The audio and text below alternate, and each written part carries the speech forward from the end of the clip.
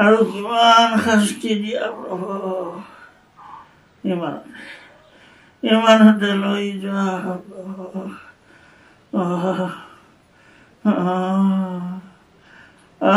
সৰু পিতাই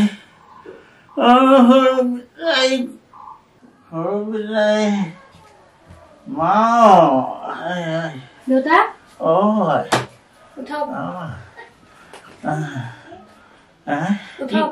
টেবলেটটো খাই লওক কিমান নোৱাৰো টেবলেট খাম এসোপা খাই পেটেই বেয়া হৈ গৈছে গোটেই ৰাতিটো খোৱা নাই অকণমানটো শুব পাৰিলা হয়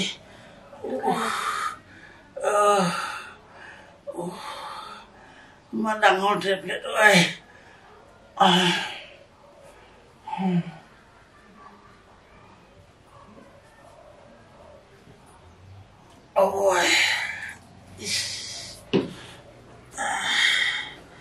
তুমিও গোটেই ৰাতিটো খোৱা নাই অকণমান খোৱাকে যোৱা মা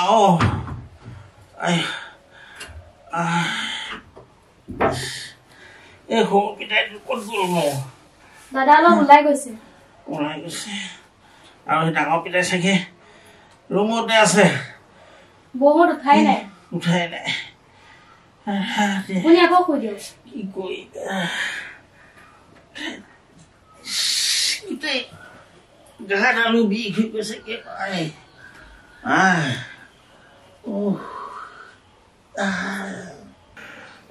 কিমান খাম এই টেবলেট বিলাক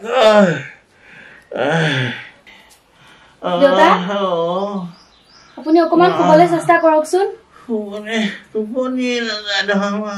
নাই শুবলৈ চেষ্টা কৰক মই খাবলৈ যোগাৰ কৰোঁগে আপোনাৰ কি খাবলৈ মন নাযায় নহয়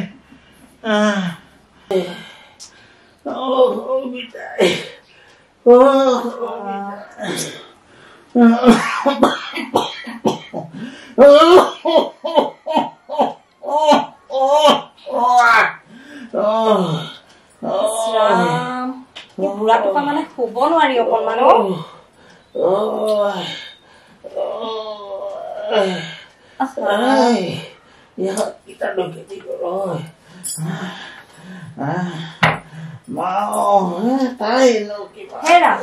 শুনাচোন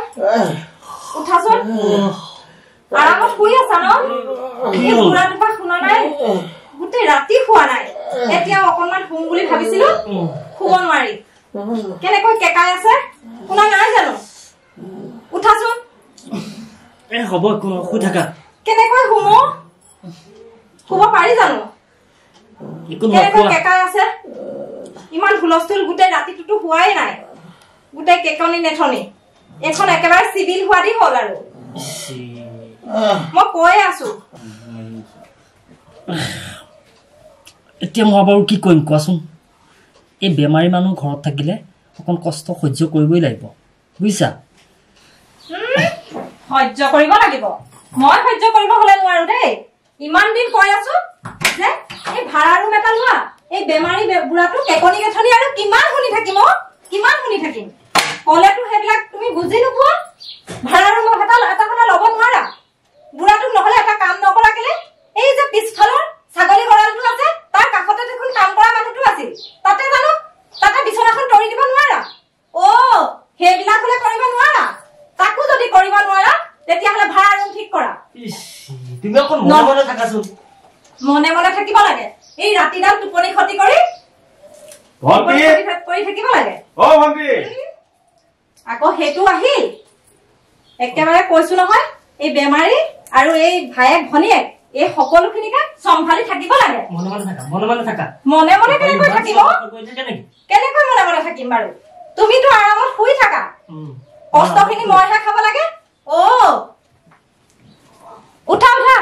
এতিয়া শুব নালাগে ৰাতিটো টোপনি ক্ষতি হলে এতিয়া আৰামত নিজে শুই থাকিব নালাগে উঠা কিবা এটা ব্যৱস্থা কৰা নহলে আৰু মই নোৱাৰিছো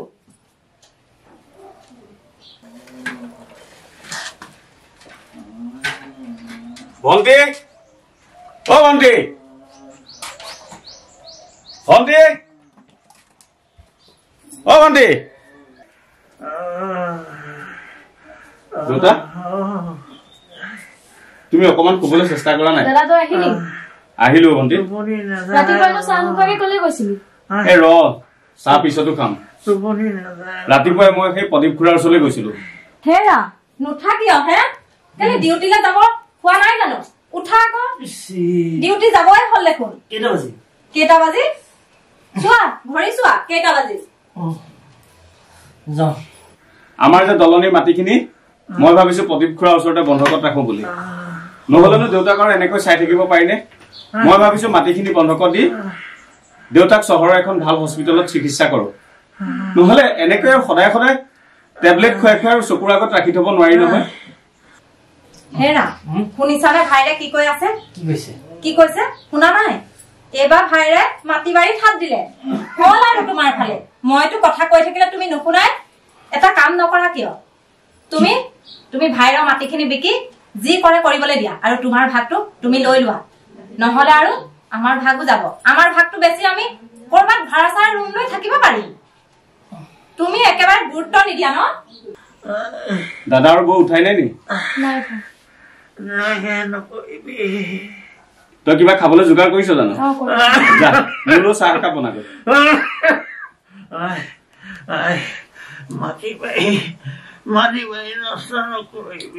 হ'ব তুমি এইবোৰ চিন্তা কৰি থাকিব নালাগে দাদা তুমি মাটি বাৰীৰ কথা এতিয়া চিন্তা কৰিব নালাগে মই কি কৰিব লাগে তাৰ ব্যৱস্থা কৰি আছো মোৰ কাৰণে খৰচ কৰি একো লাভ নাই হ'ব লাভ আছে নে নাই সেইখিনি মই জানো ন তুমি অকণ শুবলৈ চেষ্টা কৰা গোটেই ৰাতিটো টোপনি ক্ষতি অকণমানো নুশুলা এতিয়া অকণমান শুবলৈ চেষ্টা কৰাচোন হ'ব মই শুম বাৰু ভন্টি ভন্টি দে মোক চাহ একাপ দিবচোন মোৰ লগতে তহঁতো বেমাৰী হবি এতিয়া পায়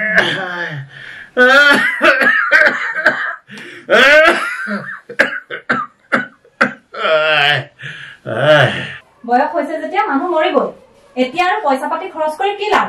হা যোৱা সোনকালে বুঢ়াটো জীয়াই থাকোতে তুমি তোমাৰ ভাগৰ মাটিখিনি চঞ্জি লোৱা গ'ল যোৱা বুঢ় বকটো কৰবা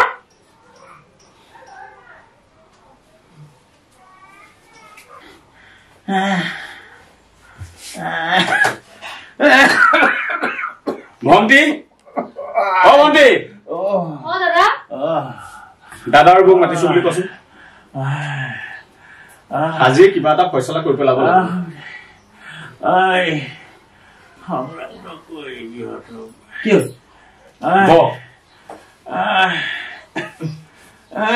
তই এইখন ঘৰতো আলহী নহয়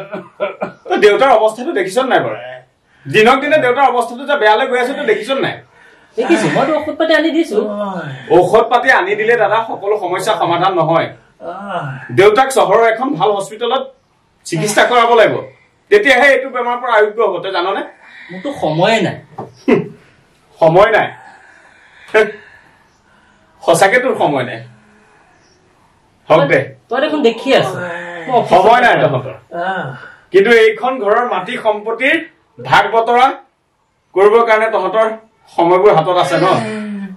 হওক দে ইয়ালৈকে তোক দেউতাই পঢ়াই শুনাই ডাঙৰ মানুহ কৰালে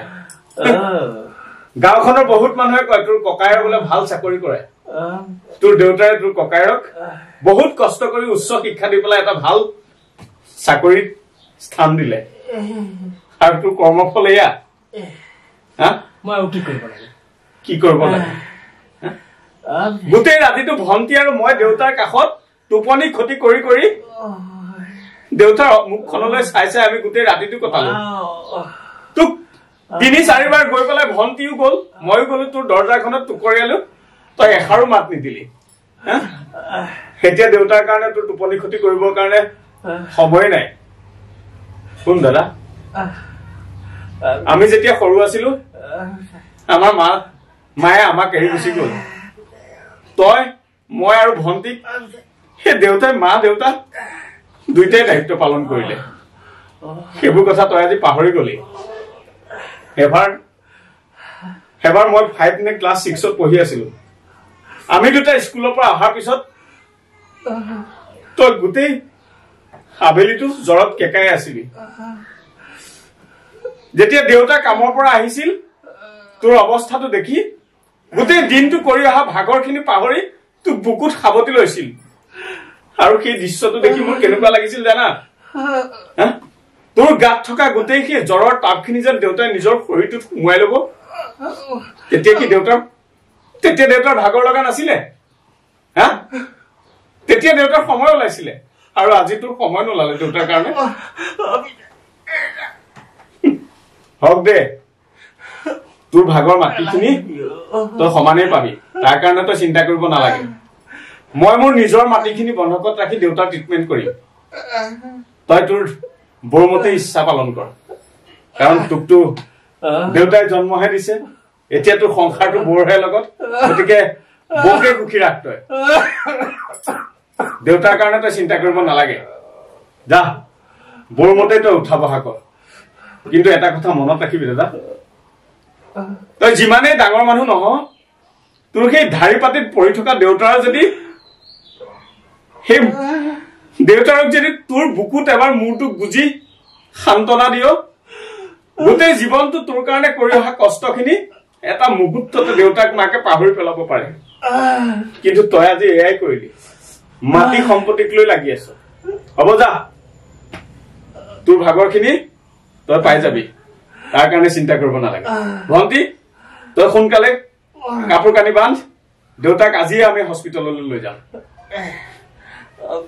তুমি চিন্তা কৰিব নালাগে দেউতা তোমাক মই চহৰৰ এখন ভাল হস্পিটেলত চিকিৎসা কৰাম তুমি চিন্তা কৰিব নালাগে দেউতা তুমি চিন্তা কৰিব নালাগে